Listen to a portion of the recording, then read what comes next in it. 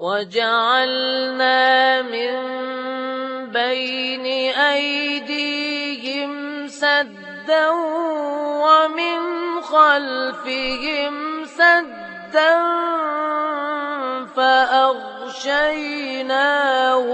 فهم لا يبصرون.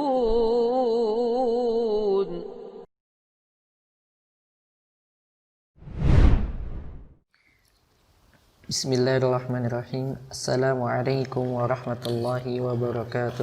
Assalamualaikum. Innal hamdalillah nahmaduhu wa nasta'inuhu wa nastaghfiruh wa na'udzu billahi min shururi anfusina wa sayyiati a'malina may yahdihillahu fala mudilla lahu wa man yudlil fala hadiya lahu. Asyhadu an la ilaha illallah wahdahu la syarika lahu iqraran bihi wa tauhida wa asyhadu anna Muhammadan abduhu wa rasuluhu la nabiyya wa la rasula ba'dah. Allahumma salli wa sallim wa barik ala Muhammadin wa ala alihi wa sahbihi wa man tabi'ahum bi ihsanin ila yaumiddin. Amma ba'd. Qala al-musannif rahimahullah, al-aslu ats-tsalits al-ikhlasu fi talabil ilmi syartun tatabu'i la ibtida'i. Wa ma'na dhalika anna talibal ilmi yahrisu ala mutaba'ati al-ikhlasi fi nafsihi wa la yamtani'u an talabi bida'wa annahu lam yatahaqqaq ladayhi al-ikhlas. Baik, bismillahirrahmanirrahim. Alhamdulillah. Wassalatu wassalamu ala rasulillah wa ala alihi wa sahbihi wa man wala, amma ba'd.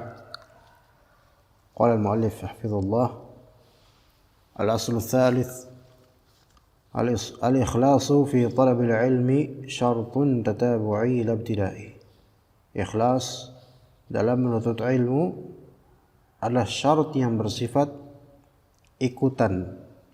syarat yang bersifat berkesinambungan, bukan syarat yang hanya bersifat starting, yaitu hanya di awal saja, enggak. Apa makna tatabu'i? Tatabu'i yaitu adanya mutaba'ah di setiap gerakan amalan, mutaba'ah dengan qalbu, yaitu ikhlas di setiap detail dari perjalanan antum menuntut ilmu. Dan hal ini ikhwah adalah asal yang dirinci oleh beliau agar seseorang tidak terjerembab di tengah perjalanan rihlah menuntut ilmunya itu menjadi orang yang mura'i, ya, atau orang yang musmi', yang pengen sum'ah atau riya semata. Jadi ikhlas, kita tahu semua menuntut ilmu ibadah harus ikhlas, itu asal betul, tetapi rincian bahwasanya itu adalah syarat tatabu'i itu yang kadang-kadang diluputkan. Kenapa disebut tatabu'i? Karena ada yang mutaba'ah di setiap gerakan dalam menuntut ilmu. Dan juga penyakit riya, sum'ah, syirik dan seterusnya itu juga kan enggak di awal saja, enggak di sebelum menuntut ilmu, di tengah-tengah dan seterusnya. Jadi menuntut ilmu harus apa? Yahris ala mutaba'atil ikhlasi fi nafsihi, yaitu betul-betul melazimkan dirinya untuk ikhlas pada dirinya, ya, di setiap menuntut ilmunya. Dan juga perhatikan, wala yamtani'u 'anil talabi bida'wa annahu lam yatahaqqaq ladaihi al-ikhlas. Dan tidak boleh menuntut ilmu dia mencegah diri dari menuntut ilmu dengan klaimnya apa? Saya belum bisa ikhlas. Dan itu semua bisikan syaitan. Jadi syaitan itu tidak ingin kita menuntut ilmu sebenarnya, ya, atau tidak ingin kita mengajarkan ilmu, tidak ingin, dan seterusnya. Ya, kalau misal syaitan cegah dulu orang menuntut ilmu, dicegah supaya enggak. Kalaupun sudah terlanjur menuntut ilmu, syaitan cegah lagi dengan cara riya, atau supaya biar ilmu enggak usah berkembang dan seterusnya. Begitu. Jadi jangan pernah mengira bahwa saya menuntut ilmu itu enggak ada tantangannya, enggak ada godaan, malah lebih besar, karena ya lebih tinggi derajat kita, lebih besar anginnya, lebih kencang. Sebagian pula orang kalau misalnya menikah, ya, oh kalau menikah nggak ada godaan, malah lebih kencang godaannya sebenarnya. Cuman ya kan salurannya ada gitu, untuk menyalurkan syahwatnya. Ya, menuntut ilmu begitu. Ya, ada aja godaannya. Terutama kalau misalnya dirinya memiliki kemahiran, kepintaran, itu godaan riya, ujub, sum'ah, takabur dan seterusnya itu ada, lebih ada lagi. Dan jangan kemudian dengan kenyataan seperti itu dia menahan dirinya dari nuntut ilmu, jangan. Itu salah. Allah menginginkan kita itu untuk semakin baik, semakin berilmu, semakin mengamalkan, itu yang diinginkan oleh Allah. Maka kalau misalnya kita dengan alasan saya masih akan riya, saya belum bisa ikhlas 100%, kemudian saya menutup diri dan menghijabkan diri dari ilmu, maka syaitan yang menang di sini. Ya. Baik. Istamil. وقال ومعنى الإخلاص فسره بعض أهل العلم فقال ابن جماعة هو حسن النية في طلب العلم بأن يقصد به وجه الله تعالى والعمل به وإحياء الشريعة وتنوير قلبه وتجلية باطنه والقرب من الله تعالى يوم القيامة وتعرض لما أعد لأهله وتعرض لما أعد لأهله من رضوانه وعظيم فضله. Baik. Di antara makna ikhlas dan rincian disebutkan oleh Ibnu Jama'ah rahimahullah, husnul niyyah.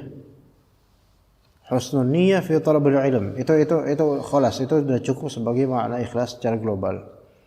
Niat yang bagus dalam menuntut ilmu. Tapi niat yang bagus itu seperti apa gambarannya? Ya. Karena semua orang mengklaim niat saya kan baik. Niat baik itu seperti apa sih rinciannya? Bi an yaqsida bihi wajh Allah Ta'ala. Pertama, dia menunjukkan untuk mencari wajah Allah Ta'ala. Dan mencari wajah Allah Ta'ala itu melazimkan apa? Masuk surga dulu. Berarti tujuan untuk masuk surga. Wal amal bih. Nah, ini juga penting ikhwan. Pokoknya kelengkapan yang disebutkan ini penting ikhwan. Ya, karena kadang-kadang betul ada orang ikhlas lillahi ta'ala, maksudnya dia pengen ke surga, pengen mencari wajah Allah. Tapi dia nggak ada niatan buat mengamalkan ilmu ini. Bisa, sangat bisa itu, sangat bisa. Ya.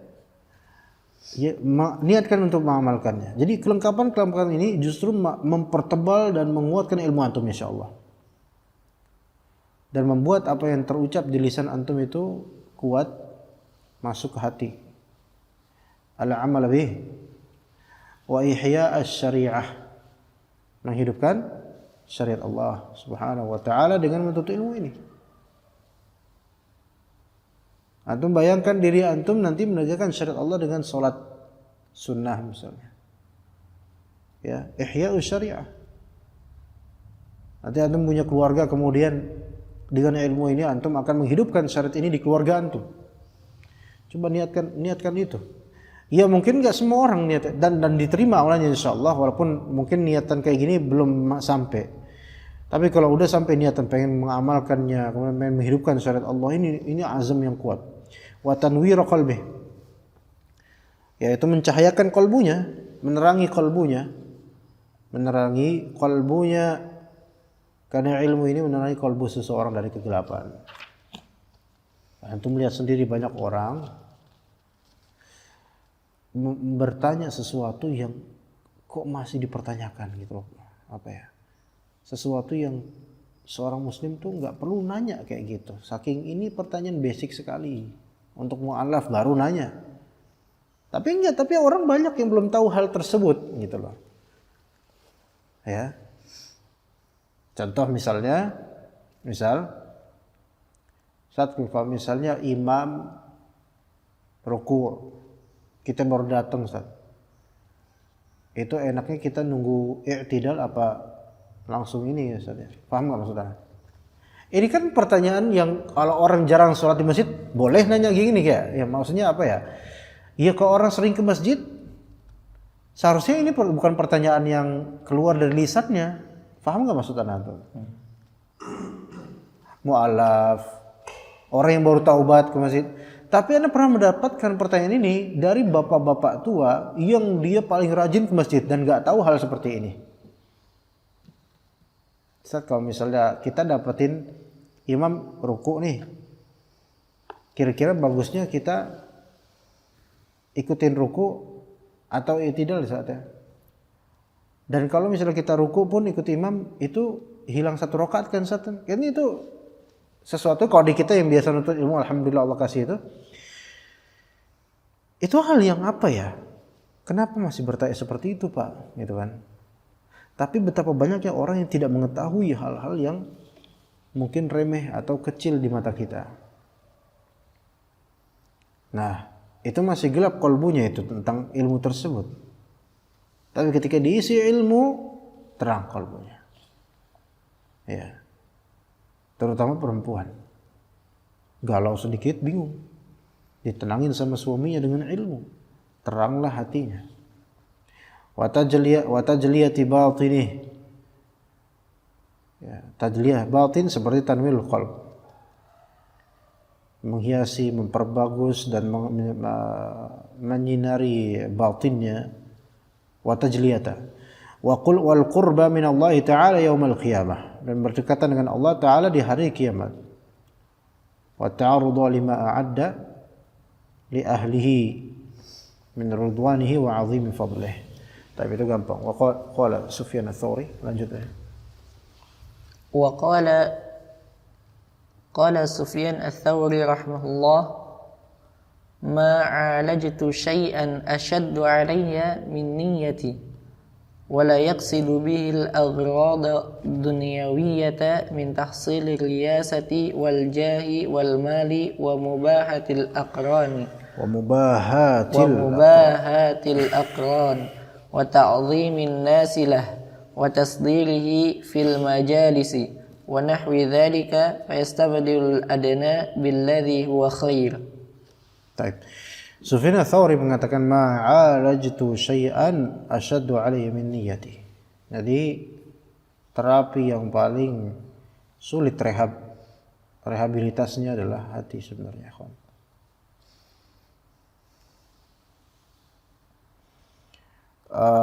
Apalagi hati kita syahwat ini condong ke dunia. Zuyyina lin-nasi hubbus syahawati minan nisa'i wal banina wal qanatiril muqantarati minadh dhahabi wal fiddati wal khaylil musawwamati wal an'ami wal harth. Aghrad dunyawiyah, mendapatkan apa? Riasah, jabatan. Ya, jabatan, riasah kepemimpinan. Riasah baik kepemimpinan formal atau kepemimpinan maknawi di masyarakat. Contoh apa? Ta'zimnya an-nas lahu, pengagungan orang-orang terhadapnya. Kalau antum menuntut ilmu supaya antum dihormati orang kampung, ini tidak ikhlas. Dan ini yang justru keterjebakan yang banyak terjadi di masa-masa lampau di orang-orang kampung.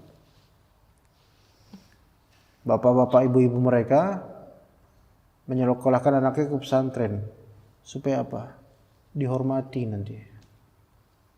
Dan rata-rata yang seperti itu belum tentu jadi, kan gak ikhlas orang tuanya dan gak ikhlas anaknya belajar.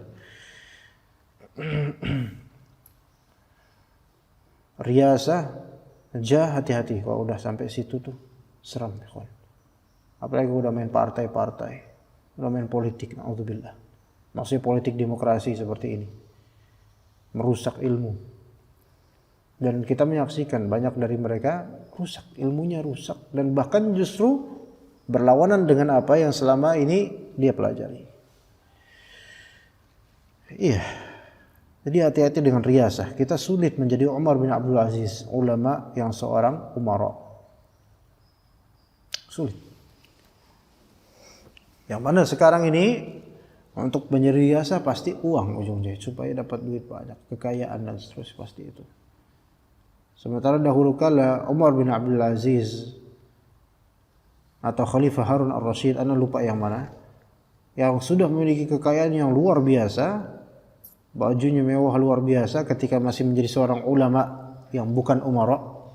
Ketika menjadi umara justru menjadi jatuh ke hartanya, maksudnya bukan malah menambah kaya, bukan.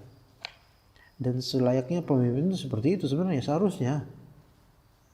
Jadi pemimpin bukan malah tambah kaya, tambah berkurang hartanya karena untuk umat gitu loh. Dia mendedikasikan semuanya untuk umat. Yang terjadi sekarang dimanapun adalah setelah election presidental atau kementerian dan seterusnya, jadi tambah kaya. Tambah kaya minimal harus balik modal, ya kan ya? Iya, makanya modalnya nggak main jut-jut sekarang, mainnya mil-mil. Iya. Dan ketika seseorang sudah bergelar mungkin LC, kemudian MA, kemudian masuk ke bab ini, mungkin dulu pas nuntut ilmu, alhamdulillah ikhlas, tapi tergoda kemudian di kepamoritasnya, setelah pamornya dia. Wal mal, harta. Menuntut ilmu demi mendapatkan harta. Bagaimana itu bisa terjadi, ikhwan? Bisa. Ada jujur ya, ada cerita, ikhwan. Seseorang dia seorang talib. Dia muqabalah. Tahu muqabalah enggak tuh? Muqabalah tahu? Ya. Muqabalah itu apa ya definisinya? Ya intinya bertemu dengan masyayikh dari Madinah atau dari kampus mana, masyayikh kepercayaan kampus, ya untuk mendaftarkan diri, mencalonkan diri jadi mahasiswa sana. Muqabalah. Iya, wawancara. Ya bertemu untuk wawancara, masa bertemu untuk makan bareng. Iya, pokoknya ditanya, apa dorongan antum, pakai bahasa Arab pastinya kan, dari Syekh Arab atau pakai bahasa keraton. Ya. Apa dorongan antum untuk masuk ke Madinah ini? Masuk ya UIM untuk masuk Madinah. Dan ini cerita nyata dari adik anak lulusan sana. Tapi bukan adik anak ini, bukan. Maka kata talib tersebut, ya Syekh, ini polos, talib yang sangat polos, wong desa polos, dan dia udah belajar pesantren.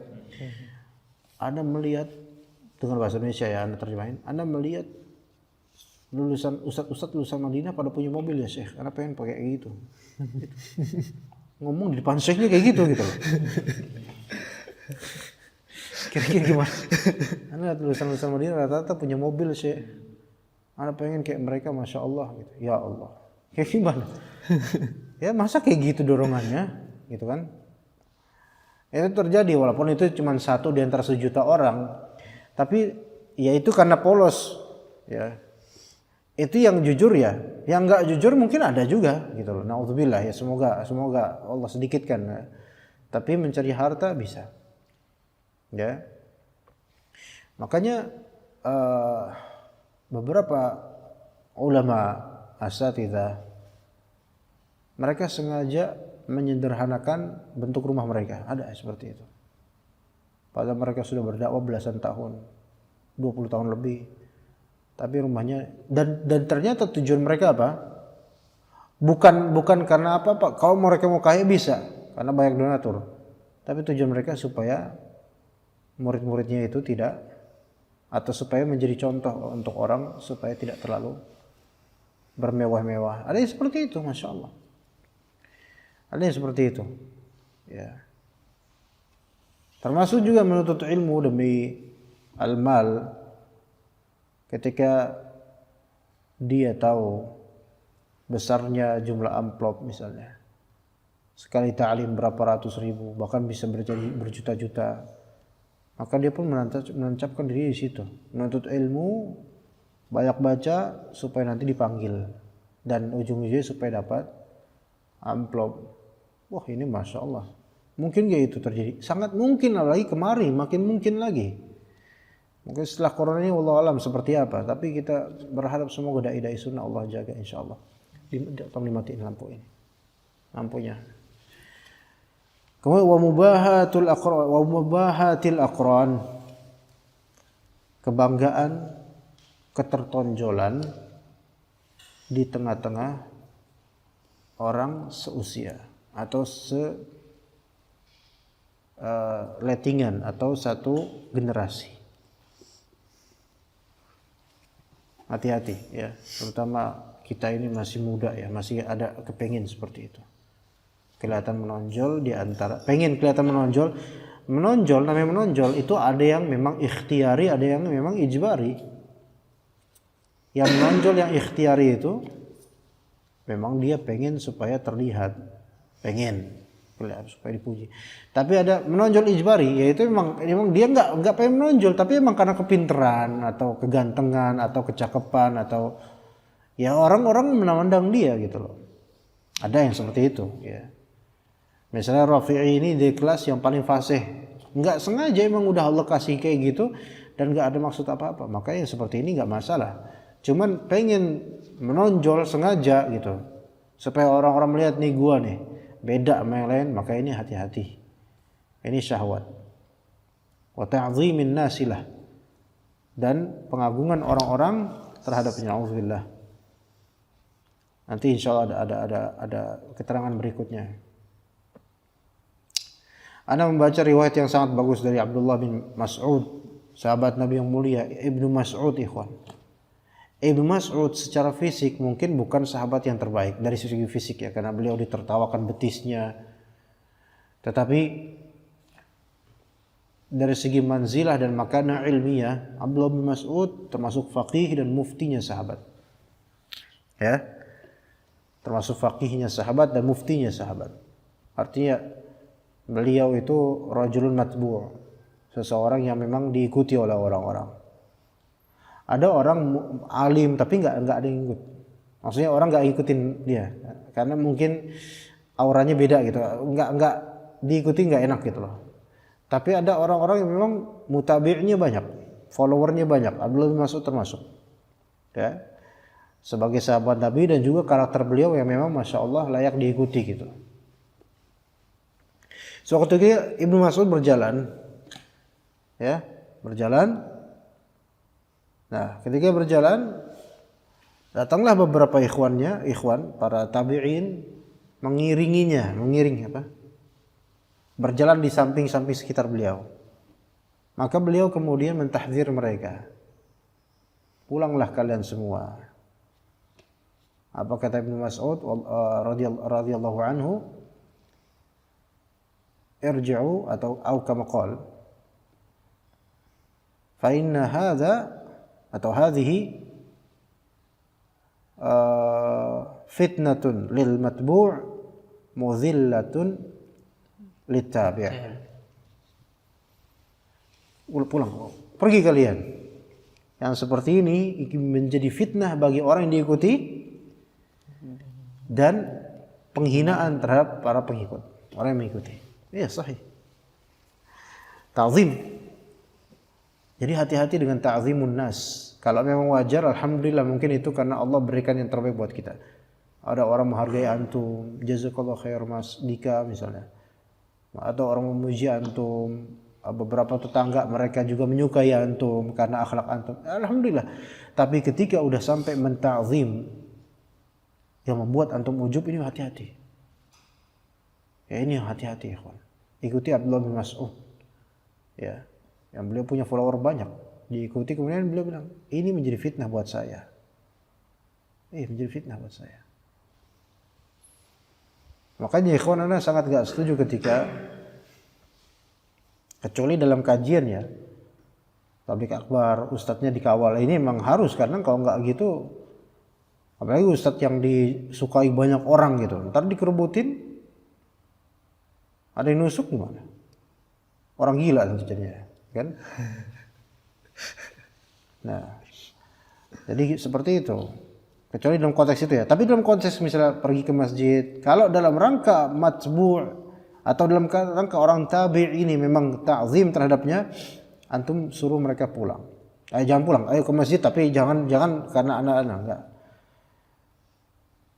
Tapi merupakan di antara hal yang menjadi sunnah dari para sahabat adalah mereka ke masjid bareng-bareng. Iya. Itu adalah riwayat Ad-Darimi. Kalau tidak salah Abu Musa al-Asy'ari dan sahabat-sahabat lainnya, mereka sebelum subuh jalan ke rumahnya Abdullah bin Mas'ud ketika gelap. Sebelum subuh.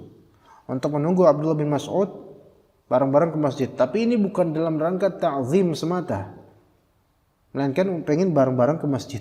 Nah ini nggak masalah. Tapi kalau cuma pengen ta'zim, ini bisa menjadi fitnah bagi Abdullah bin Mas'ud supaya nanti jadi ujub. Bisa juga ini penghinaan untuk para follower. Sebenarnya para follower itu mereka banyak menghinakan diri dengan mengikut-ikuti pujaan-pujaan mereka. Dan Anda melihat yang di antara yang paling menghinakan adalah channel YouTube yang suka membagi hadiah. Kemudian komentar-komentarnya never surrender dan seterusnya. Itu penghinaan semua itu. Never surrender, apa gitu-gitulah. Ya, bosku. Be yourself. Ini para komentator ini semua menghinakan diri mereka, muzillah untuk diri mereka, dan ini menjadi fitnah buat yang di follow. Walaupun ini masalah dunia, iya, penghinaan sebenarnya untuk diri mereka. Tapi mereka enggak. Dan di antara menghinakannya apa? Mereka itu mengemis sebenarnya dengan itu, supaya diberikan reward dan hadiah. Ini pengemis, mental pengemis ini. Dan betapa banyaknya seperti itu, muzillah, ya. Maka orang yang pengen ditakzim, nuntut ilmu supaya pengen dianggap, ya, ini jelek. Apalagi kalau dia tidak punya ilmu tapi berlagak seperti muazzam yang berhak untuk ditakzim, ulama. Kadang-kadang kita lihat dengan sarungnya misalnya. Alim bukan tapi pakai sarung-sarungnya kiai. BHS. Terus habis itu sengaja gitu. Iya. Ya nggak apa-apa sih, asal beli jadi anak nggak apa-apa. Ya bercanda ini. Tapi terus dan ini kenyataan nih kawan, kenyataan. Anak kalau menyebutkan detailnya, cuman saya ini di masjid, tapi Anda menyebutkan detailnya tahziran terhadap hal seperti ini, walaupun Anda menjualnya, tapi menjualnya untuk masalah-masalah biasa. Tapi sebagian dari rekan-rekan saudara-saudara kita di majelis-majelis seperti itu, mereka sengaja untuk memakai yang seperti itu dengan kelas tertingginya, kelas yang tertinggi dari sarung-sarung tersebut, yang paling tingginya. Kemudian kalau udah pakai itu kenapa coba? Anak kadang pernah nanya, ada fulan nanya ke anak, fulan ini dari kalangan sebelah lah. Ya. Ada yang ini enggak? Spek ini gini-gini. Itu spek tertinggi dan harganya Masya Allah 3 jutaan lebih. Kata anak, nggak punya, anak udah habis yang kayak gitu mah.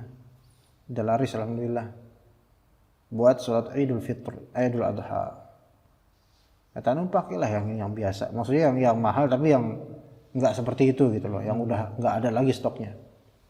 Wah, beda kan nggak ya? Beda apa aja? Kata anak, semua sama aja, yang beda tuh hatinya. Kata anak. Langsung anak gituin. Reply dia cuman hehehe gitu doang. Sama aja, ya mereknya sama, cuma memang kastanya beda. Karena mereka itu sangat memperhatikan kasta di kelas sarung ini nih. Kastanya diperhatikan. Allah musta'an. Untuk apa coba? Dan itu kasta-kasta para kiai itu. Ntar kalau pakai terus dapat disangka kiai, wajah nggak mendukung, gitu kan. Cuman kegayaan doang untuk ditakzim, dan ditakzimnya bukan karena ilmu. Sarungnya nih udah langka nih, ya Allah. Ente tuh ikhwan apa ummahat sih? Gitu. Fashionable, Ustaz. Ya fashion, tafadhol. Tetapi kan ini kan pemalsuan. Untuk apa coba dia kayak gitu? Ya duit banyak habis. Di masa corona lagi Masya Allah. Dia nyari yang 3,5 juta ya. Masya Allah. Buat apa coba? Ya. Dan dia pedagang biasa. Mending beli mobil. Ya, tapi nggak ada mobil segitu. Iya. Kemudian wa tasdirihi fil majalis. Tasdir, ini nasihat buat antum juga ikhwan. Tasdir yaitu bisa bermakna yaitu menonjol di majelis, kemudian syekhnya menonjolkan dia pengen di seperti itu gitu loh. Dia belajar berbakti sama syekhnya supaya menjadi qori. Ya, supaya dilihat di kamera gitu. Kemudian kita ternyata nasuruh kamera udah ke anak jangan ke qori, marah dia. Ustaz, kenapa anak nggak dilihatin, Ustaz? Masya Allah. Antum maunya apa antum? Gitu kan? Ya, atau pengen supaya nggak diin syekhnya, nanti kalau misalnya syekhnya sakit dia gantiin misalnya. Gitu. Ya, ini keinginan apa coba kayak gini? Nggak usah kayak gini. Dakwah itu kan nggak mesti di podium, ya. Ya kalau antum pun nanti bikin majelis kecil-kecilan, ya itu bertahap. Jangan langsung seperti majelis-majelis yang besar, jangan, bertahap, lihat ukuran diri antum. Dan juga niatkan jangan untuk menyodorkan semata-mata majelis supaya nanti bisa menyaingi majelis ini, enggak. Ya na'udzubillah, itu dunia semua. Fa yastabdilul adna billadzi huwa khair. Maka dia mengganti yang rendah, mengganti yang tadinya baik, maka diganti yang lebih rendah. Ilmu itu baik, khair. Tapi ketika niatan antum seperti ini, antum berarti lebih mencari dunia, lebih mencari yang lebih rendah dibandingkan ilmu tersebut. Ya. Baik, udah 30 menit Masya Allah. Karena udah siang, udah panas nih. Ya, ada pertanyaan kan? Dika. Oh, udah silau Masya Allah. Jihad. Ya. Baik, cukup sampai sini aja insyaallah. Wassallallahu ala nabiyina Muhammad wa ala alihi washabbihi ajma'in. Subhanakallahumma wa bihamdika asyhadu an la ilaha illa anta astaghfiruka wa atubu ilaik.